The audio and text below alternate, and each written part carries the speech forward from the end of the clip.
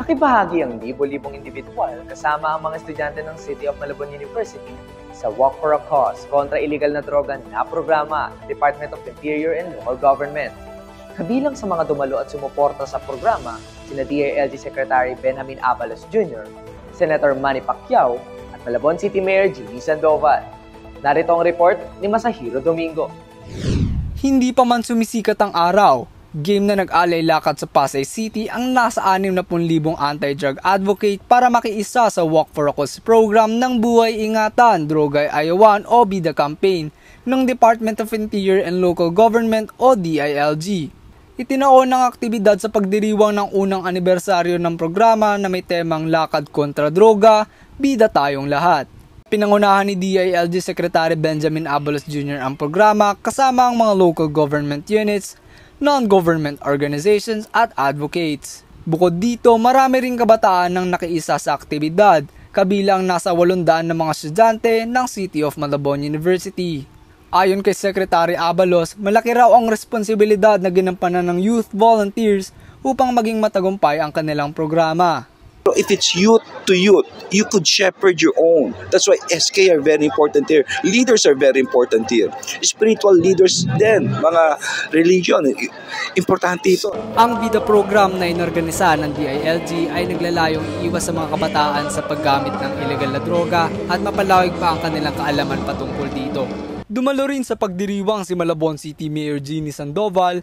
Ayon sa kanya, mahalaga ang ganitong mga programa upang mabawasan ang paggamit ng ilegal na droga at ang krimen na naidudulot nito sa lungsod.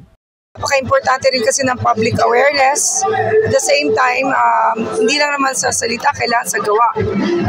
At ang pinakamaganda rito, katulad po ng mga kabataan, doon nag-uumpisa hanggang sa pamilya, hanggang sa komunidad, hanggang sa maging drug-free ang buong Malabon. Suportado naman ng mga estudyante ng CMU ang programa. Para kasi sa kanila, ang problema sa droga ang isa sa pinakamabigat na problema ng bansa na kailangan ng agarang solusyon. Napakahalaga na tayong mga kabataan ay umaalam sa mga ganitong bagay dahil tayo yung susunod na henerasyon. Kumbaga, nasa sa atin yung learning o yung mga mabibigay sa atin na learning. Important yung ganitong program kasi dito nakikita kung ano ba talaga yung kaalaman ng isang kabataan tungkol dito sa substance na to. Dito natin malalaman kung paano natin siya may iwasan, and mahalaga rin to kasi nabibigyan ng liwanag yung mga kabataan patungkol sa impormasyon na to.